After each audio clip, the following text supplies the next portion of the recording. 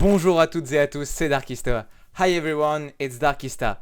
Just a quick message for the French community. Juste un petit message pour la communauté française. Je viens de sortir mon tout nouveau jeu de société, Legencia. Si comme moi, vous aimez vous amuser, partager de bons moments avec votre famille, vos amis, votre dulciné bien sûr, eh bien j'ai le jeu de société d'aventure dans l'univers médiéval Legencia, mon tout premier jeu de société. Hop, c'est ici, ça sera un petit peu mieux.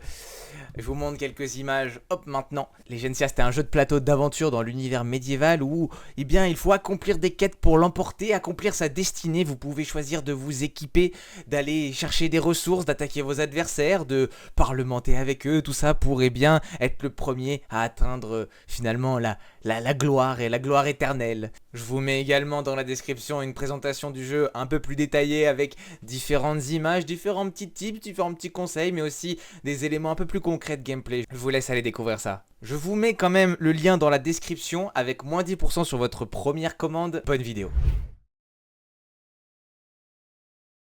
Yeah, sure. So my name is Bert Beeckman. I'm known in the community as Cysion. That's kind of my nickname in the Age of Empires 2 community for a long, long time. And yeah, currently for the past 10 years, 11 years almost, I've been head of production at Forgotten Empires. I've been working on all kinds of projects. Basically, if it has Age of Empires in the title, I've probably been close to it. So that's Age of Empires 1, 2, 3. 4 as well. So yeah, been keeping myself very busy working on all things Age. On all of them, really. My original love for the franchise was with Age of Empires 2. It's also the project I've worked on the most. But yeah, we've also been working on Age of Empires 4 on some smaller areas because Relic is of course the main developer on Age of Empires 4, and we definitely have more. How shall I say it? Juicy things to work on Age of Empires 2 that we are kind of driving. Well, basically every expansion you've seen in the past decade has been definitely guided by the team at Forgotten Empires.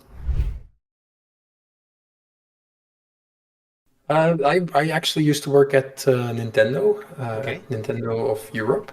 I was doing localization testing. So yeah, you get your game and it's translated in all the languages, and then you see, okay, does it actually make sense in my language, which is Dutch? So I tested Dutch language for quite a few Nintendo games.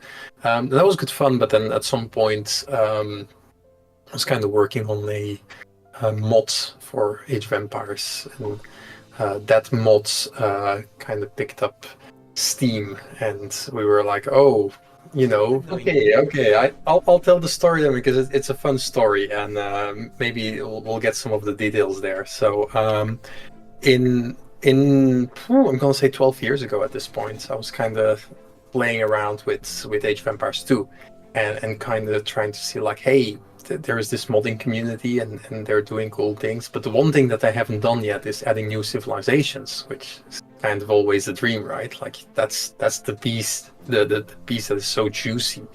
And I found a guide on the internet from a guy from Taiwan, and he was like, hey, I figured out how to do it, how to add, with the tools we kind of have available, how to add the civilization.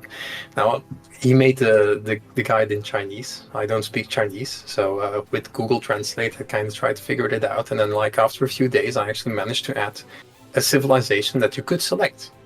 It was very bad because it was like, I think only in the scenario editor, it didn't work in multiplayer. Most of the time it crashed, but there was something there, right? And at the same time, the modding community was very active. I started to talk to people and I was like, hey, I think I've kind of figured out how to add new civilizations. I see you have beautiful art here. Like, hey, can we put this all together and say, make a new civ out of it? The Italians at the time. And that's kind of how it started. Like, more and more people kind of saw the project and were like interested in contributing left and right. And it was a fun project. And then at the end of that year, we were like, okay, let's actually release it to the community so people can download it and can enjoy it. And we put it all together, and we're like, okay, I'm gonna release it on Christmas Day, Christmas Eve, because it's a beautiful Christmas present to the Age of Empires community. I learned never to release anything on Christmas Eve because you will spend the whole evening debugging things and fixing things, which I had to do on our website because the website went down basically 5 minutes after the release because there were so many people who tried to download it, and yeah, it just couldn't keep up. It went down. Our web host was like, no, that's not happening, you're banned. So we had to kind of find somebody else in a matter of hours, basically. Anyways, that was all beginners doing things, whatever. And when we made the mod, the Forgotten mod, as we called it back in the day, we were like, if 20,000 people download it ever, that would be a huge success. And in the end, 20,000 people downloaded it in the first hour, which was absolutely crazy for us. So in the end, we felt like, hey, there's something here. We tried to approach Microsoft because at that time, the lifetime downloads of the mod were like 1 million. And we're like, there needs to be more here. We need to be able to do something with it. So we tried to reach out to Microsoft. It took us a long time to get in touch with the right people, of course, because yeah, Microsoft is a massive organization. How do you reach those people, right? Like, I was like, Bill Gates is the only one I know within Microsoft, but you can't send an email to billgates@microsoft.com and expect something to happen, right? So yeah, in the end, we got the right people. It was a very long conversation, and in the end, the mods became an official expansion, and that's kind of how we rolled in from one expansion to the next, to the next, to the next, to the next, and then the definitive editions, and now we're here. Ooh, at the very moment, I would have to check that out because it's very difficult to say that because you have hundreds of people who are actively working on it, but not everybody is, of course, working on it full time. Yeah. For example, we need to bring a new patch out. That means that there's new text that needs to be translated. That means, yeah, at least 20 translators, at least 20 testers for those languages. Those are, of course, not always full-time, every day working on Age of Empires. But it is, and so it's very hard to say, like, oh, how many really? I would definitely say easily 100 people. Okay. Because yeah, those people are working on it, not every day, but definitely every month, I would say. So yeah, it is a big team, and there's also a lot of things going on behind the scenes, right? Like you have some server engineers. Like you would never see that, but the servers need maintenance, the servers need updates. You have people in marketing. Are they full-time on Age of Empires every time? No, because we don't release anything every day, something every day, but they're there when there's a big release, of course.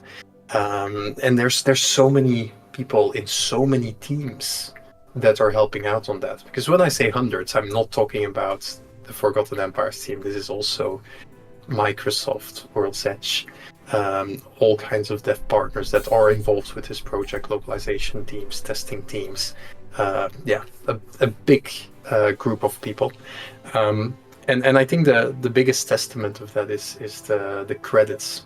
I'm not sure if you've ever looked through the entire credits section. Not a lot of people have, but I think it's almost 60 minutes at this point to just go through all the credits. But yeah, that's of course 24 years of development at this point. So yeah, that's like, yeah, it takes a while. That's a very difficult question to answer because there's multiple teams working on that, not just Forgotten Empires. And of course, you have code in various areas. Like you have indeed the service, the server engineers. You have the backend engineers. Those are all under Microsoft's or World's Edge, and I literally have no visibility on that. So it's actually very difficult to put a proper estimate. Like I wouldn't want to do the other code dev teams disjustice by misrepresenting this number. It is not just with coding, it is in every aspect of working in a team, not just in game development, right? Anything that requires more than one person, you need to communicate. Two people, sure. Three people, sure. Then you get to 4, 5, 10, 20, 50. 50 is kind of the breaking point. 50 is kind of where it's very difficult to get the team communicating as one group. And yeah, Age of Empires is definitely way bigger than 50 people working on it. And then it really becomes, you become highly reliable on good communication methods within your team, having good leads in place as well. That can say like, hey, yeah, this is what we're working on. These are the features we're actually going for as a team. This is what you actually need to do. These are the tasks that this engineer needs to work on. These are the tasks that this artist needs to work on. Because yeah, it is difficult. It is really difficult. And I mean, anyone who has ever worked in a larger team will kind of know the pain that comes with that. And it's normal, and that is not to say like, oh, we don't communicate. Well, not at all. It's just, it is part of working in a large team that you encounter those difficulties. How do you make sure that all the communication flows correctly to the right people? Yeah, I feel especially as Forgotten Empires, we have been a very remote team right from the start. That really is in our favor. Like, we're kind of used to that, to not seeing each other in the office and just talking online, and making sure that we all know what's going on. I wouldn't necessarily say it's struggle. Like, we've been working together with Microsoft for and World's Edge for what, 10 years now. As I said, every team has problems, right? That's what we're paid for. We're paid to solve problems. So in a way, I can't say like struggles. Not really. In the end, we all work together and try to make the best we can within the constraints that are there. Whatever these constraints might be it financial, like not a single game has an infinite budget, right? Like, there's not a game on earth that is like, oh, just spend whatever the hell you want and have fun. Like, whatever you make, you need to see, okay, do we put our budget to this? Do we put it in that area? That is a consideration that we all make together as a team. That's Microsoft World's Edge, Forgotten Empires, and all the dev partners sit together and say, like, okay, this is the priority, this is what we need to spend on, this is what we need to invest on. Do people have their own faults? Do people have their own priorities? Of course. Everybody has their own wishes, right? Like, oh, I'd love to spend everything on, I don't know, making a massive campaign. I'd love to make a movie about Age of Empires. I'm just saying crazy things, right? But everybody has their own wishes, everybody has their own priorities, but as a team, in the end, we decide what's most important. And in the end, of course, Microsoft, because they're still steering the franchise, of course. What is the Forgotten Empires vision and all the teams together in the long run about Age of Empires 2? If you can say, but is there a roadmap? Is there a vision in the long run, or I don't know, how are you processing it? There definitely is, but I definitely can't talk about it. That is, there we go. That's logic. That's logic. There absolutely is. We're always working ahead quite a bit. Whenever a DLC comes out, that's always like months and months and months in advance that we say, okay, this is what we're going to be creating for a new expansion pack. But I absolutely can't forecast or share anything about the future. But needless to say, yes, we're working towards certain things in the future. Sorry, I need to keep it very vague. Of course. But I mean, it's something that we've been doing for some time. It's a bit weird because when Definitive Edition initially came out, I remember saying in interviews like, "Hey, I think we're done with Civilizations." Like, I said that in front of a lot of press, I think I've heard And that because I think I've yeah, heard the fact that the game yeah, was, not blocked, but was the content was okay, and then we could go further with yeah. it. We had so much content already. I think when we launched, we said like, oh yeah, there's like 200 hours of campaign content, just campaign content. Like there's so many hours, many more hours that you can get out of Age of Empires. It's insane, right? But very quickly from the community, the question just came like, hey, we want more.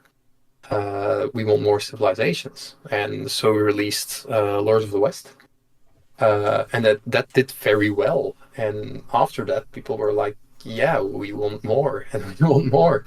And eventually, maybe people will be like, "Oh, we don't want more. We want something else instead." Maybe they're like, "Oh, we want more campaigns, or we want I don't know what, more maps." I'm just saying things, right?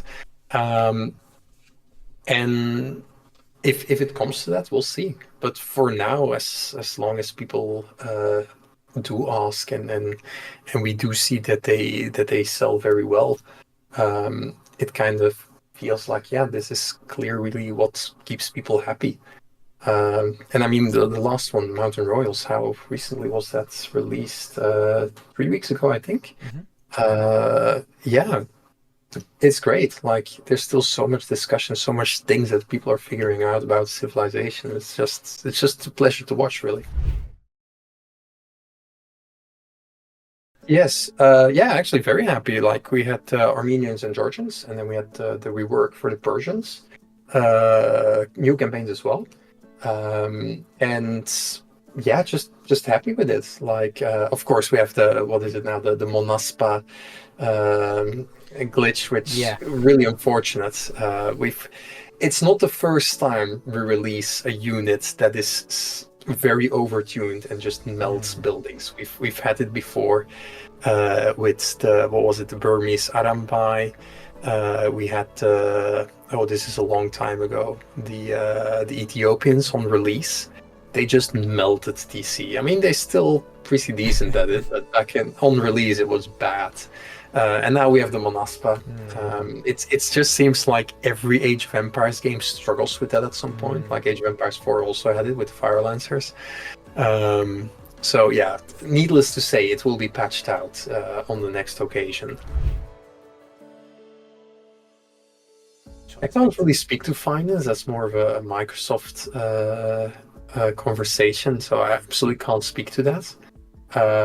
But I mean, just thinking as somebody looking at the games industry at large, right? Would a company keep on creating a certain type of content if it wasn't profitable? Like, most companies probably wouldn't do that. And I guess the same would be true for Microsoft. Again, I have absolutely no insight on the financial side of Microsoft. That's not my job whatsoever. I'm far away from that. Happily far away from that. I'm not good with that. But I mean, just looking at player reception, yes, I am. I'm very happy. Like, looking back at when the Dawn of the Dukes came out, that's already a few years ago, right? The campaigns for the Poles, Lithuanians, and the Bohemians, they had kind of this story that was all intertwined between the three campaigns, and that was received so well that today, if you go on the forums and like, hey, what's the best campaign? What should I start? Like, so many people say like, yeah, that one. It's really good. It's really fun. And just like seeing 20 years after, the original release, that people can still say like, oh, that's so good. That's just great. Because like, you don't have the nostalgia goggles. It's fresh content and people receive it so well. That made me very happy. But then also on like just, civilizations, how do you keep things fresh? How do you keep things new without touching too much the core? Like there's an expectation, right? Like you expect something. If there's a new civilization in Age of Empires 2, you expect it to be an Age of Empires 2 civilization. It needs to feel like it belongs in that game. It can't be too weird. So there's always a bit of novelty. There's always a bit of experimenting. Like, hey, does this work out? Does this isn't? And if it doesn't, you need to tweak. And we've had that in the past, right? Like we've released some features that. Just to say it, the Flemish Revolution was like, okay, that needed some tweaking. By now it has been tweaked, so that's good. But the same for the DLC that just has been released. Like we added the mobile drop-off site, which is new to Age of Empires. How do people respond to that? Do we need to tweak it? Can it be abused? Like, I don't know. I'm actually still waiting for some tricks to be discovered where I was like, okay, I think this could be abused, but I'm not sure and haven't seen it yet. So let's see. But in that sense, it's always like a bit, I'm gonna say scary, exciting. There's a proper word for that, like scary, exciting. Yeah. But yeah, I'm not sure what it is. I think I understand. Yes, like you're very curious on what the reception is going to be of those new features. But overall, we've been pretty happy with them because the features that released and we had to tweak, like we could tweak them, and that really helped. So I guess to answer your initial question, there, I've been quite happy with a lot of the releases that we had. Well, there was another story that I wanted to share. We had a release, what was it? Lords of the West. And we had Sicilians released with that DLC.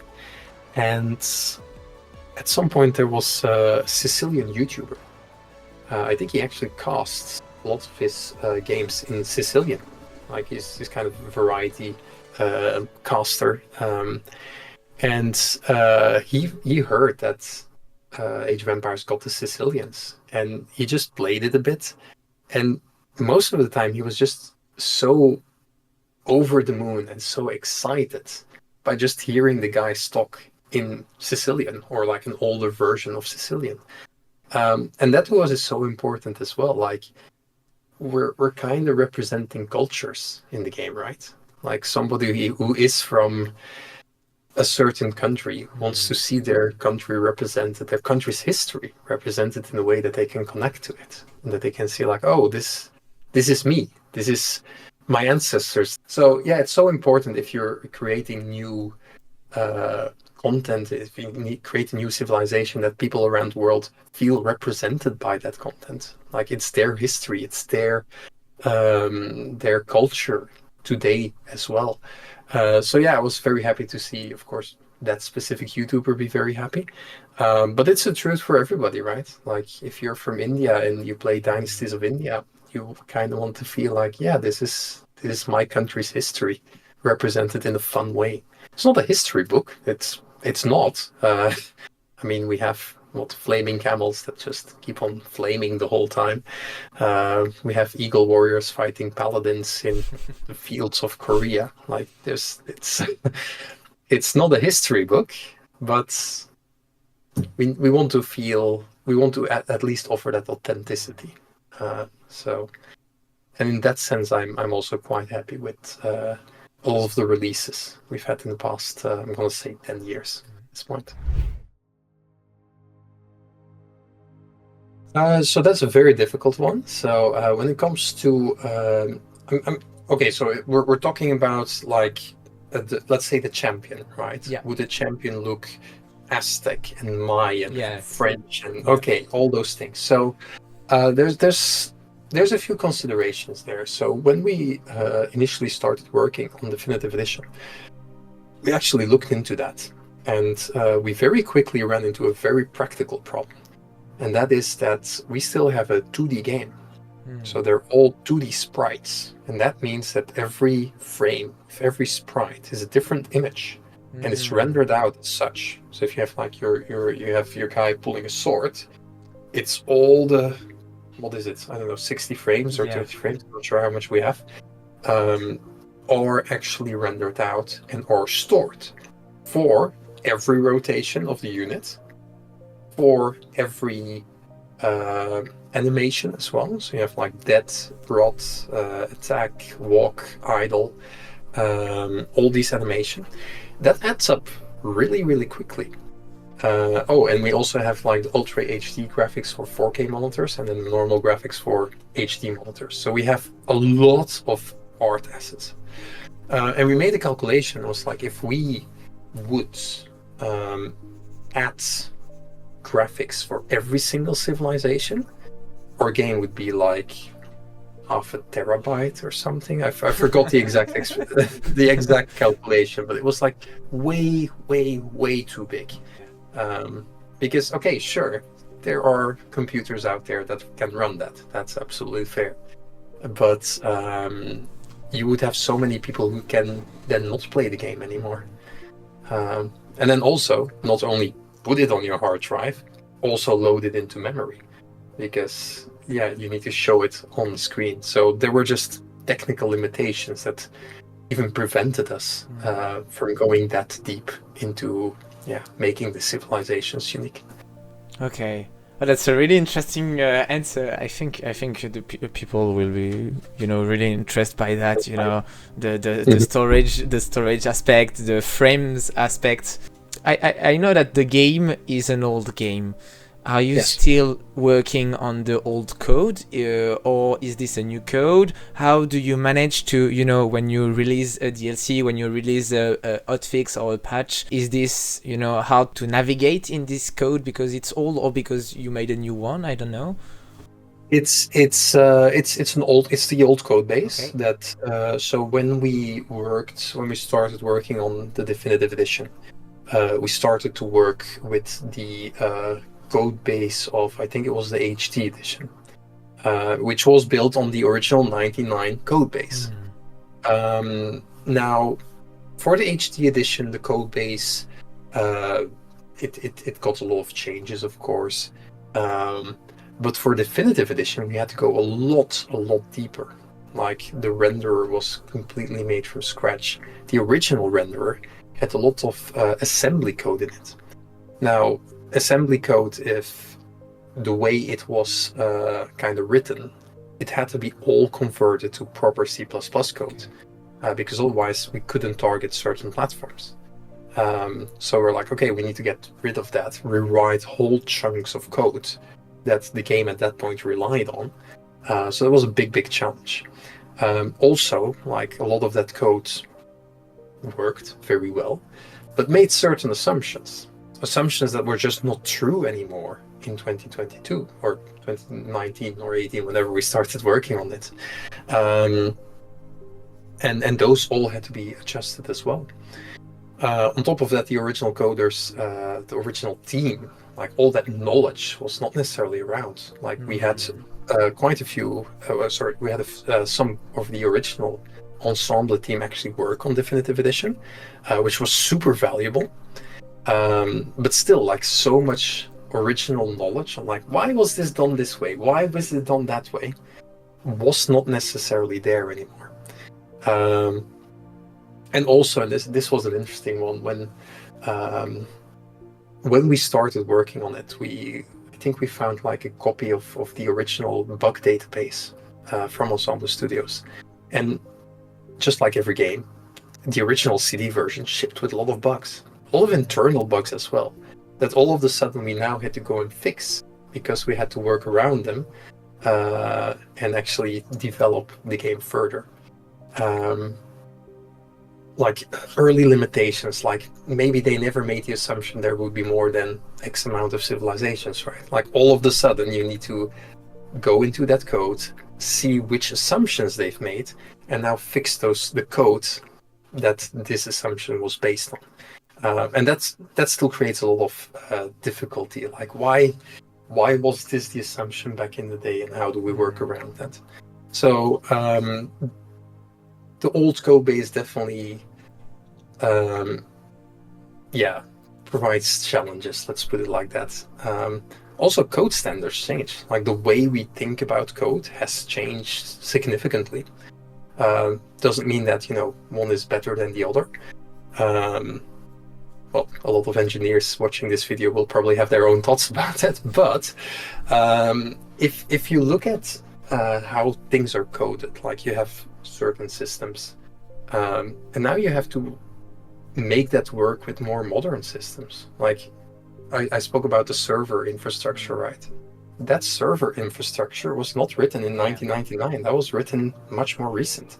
How can we make sure that that works together with this old concept of creating a game, which, by the way, worked amazingly well in 1999, but now making sure that just the same thing works the exact same way in 2023 is a significant amount of work very often. So it's a lot of these very invisible things that kind of sometimes throw us for a loop. Like, oh wait, that's interesting, the way this system was originally made and how we now need to make it work. So yeah, a lot of challenges for sure. I mean, when it comes to working together with the pro players, it is not just pathfinding. In the end, it's balance as well. Pathfinding, it's every kind of gameplay feature. Whenever we make changes there, whenever we make something new or we make changes to those gameplay systems, we of course have the public preview builds, the kind of pub builds as we call them. That's for everybody, but also very often before something goes out, we let pro players have a look as well. That can be gameplay. That can also just be like, hey, here's the list of the balance changes we're thinking about. As for pathfinding, a lot of that is indeed iteration. Like we do make some changes. These are play tested internally. Then they're shared with sometimes with pro players, not always, but sometimes. Then they go into pub and then they go to release. I think what we did last time before they went into release, we also only activated them in single player. So yeah, it didn't affect the pro scene yet. And then after I think 2 months or something, we activated them in multiplayer as well. Then of course there was this bug with the formations, which is now included in the next patch. Hopefully, yeah, we'll be rid of that one soon. But that's kind of how we approach most of the iteration on like the core gameplay systems. Yeah, but yeah, needless to say, that was a bug that shouldn't have been there, of course. Yeah.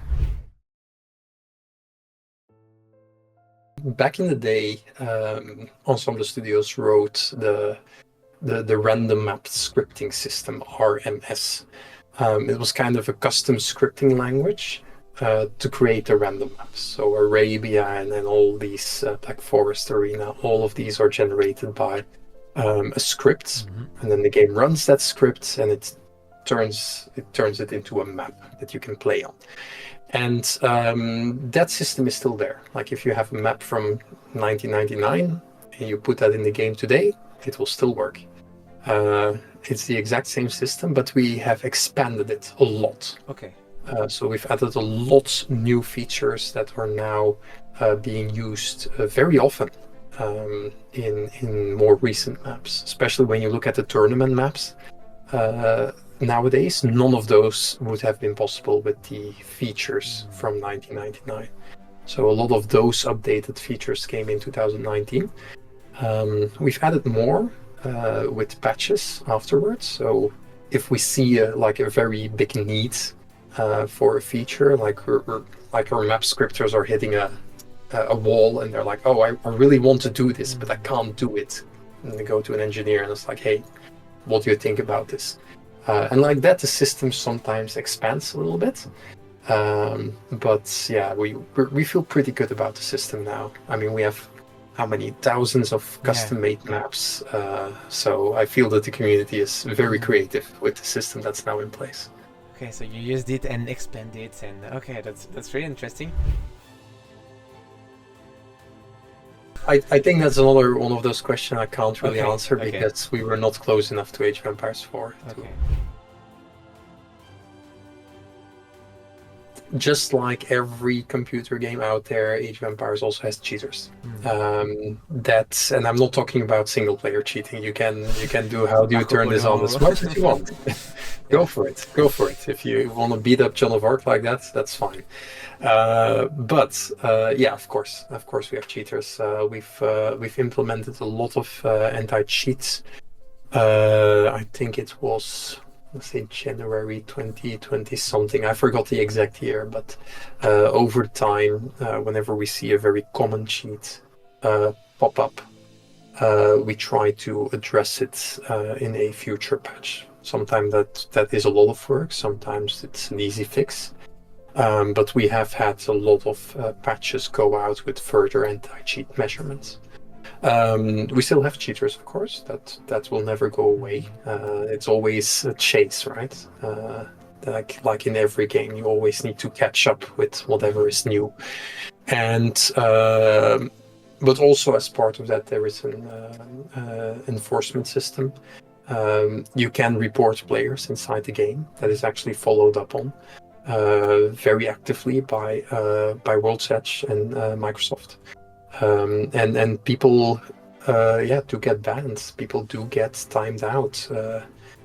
And it's of course not a perfect system. None of these systems are perfect. But I feel that at least in ranked, where we're sitting at least, that we're dealing with the cheaters rather well. I've played games where it's like, you just can't play, right? Like it's just cheaters in multiplayer everywhere. I don't feel that that's the case in Age of Empires whatsoever, which is good. I'm gonna say knock on wood, that stays, of course. But yeah, there's an enforcement team that looks at recorded games, that looks at reports from players. And if those recorded games actually show actual cheats, then they get sent to the dev team to kind of look at like, hey, can we prevent this going forward as well? Okay, because when people talk to me about cheating, I was like, I don't know, is it possible? Is it even possible to cheat in Age of Empires 2? But it is. It's a lot harder than it was, let's say, 5 years ago. But yeah, of course, it's possible. There is not a single computer game where you can't cheat. I'll put it like that. A lot of people also are facing smurfing players, and I think it's a big concern of the community that plays in ranked. How do you address that? In the same way, actually, like if people encounter players that are really not behaving well or grieving or whatever, report them. Okay. That is the best way. Number one, the best way to deal with it, because I personally don't know how many games are played every day. Let's say 10,000, just to name a number, right? Like you can't analyze 10,000 games. That's impossible. But especially how players feel coming out of these games, right? Like, has somebody been behaving like they shouldn't have?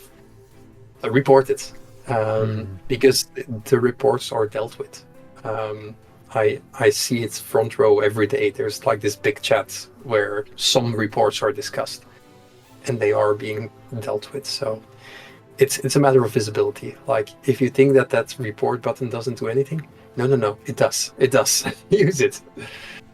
I think I will communicate it to the community and the French community. Oh God, that's a very interesting question, because it's actually a question that we ask in job interviews very often. So now I feel like I'm being interviewed. No, it's a very interesting question. And what would I change in Age of Empires 2 specifically?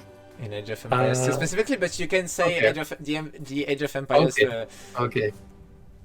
I'm gonna assume like no budget constraints, just very dreamy, right? Yeah. I think what I would love to do is, and this might actually not sound like the sexiest thing, is can we make the game in a way more accessible to players? Can we make it easier for people to learn the game? Because I feel that Age of Empires can be very daunting to learn. Like, oh, what am I supposed to do now? How do I get through a build order? Like, can I have, I don't know, a coaching AI that tells me like, hey, you have idle TC, or you're in the castle age. You should really think about building some extra town centers if you're not attacking here. Like, many ways to make people get better at the game. And I'm not even speaking about the higher level. I'm also speaking about the very low level. Many times I've seen brand new players play Age of Empires, right? And for example, my cousin, many years ago, I gave him a copy, and he liked to play video games, but he only played Minecraft. So that was the popular game for kids at the time. So he played Minecraft, and all the kind of questions he was asking was like, "Oh, how do I craft a building now?" I was like, "Whoa, whoa, whoa! That's not how we think about this game." But he does, and there's a lot of other players that are not that didn't necessarily grow up with RTS, and it's like, okay, how do we tell those people how to get familiar with this genre? And I don't think it's a solved problem. Like, I see many RTS games out there, and I'm like, if I was not familiar with RTS, would I know how to play this? And I'd love to solve that, or see that solved for a game, an RTS game, one day. But I think it's one of those dreamy things. And again, not the sexiest thing, and maybe not the answer you expected, but I think if you really want to grow the RTS genre, I think that's one of the things that the industry at large would have to think about. So yeah, that's one for sure.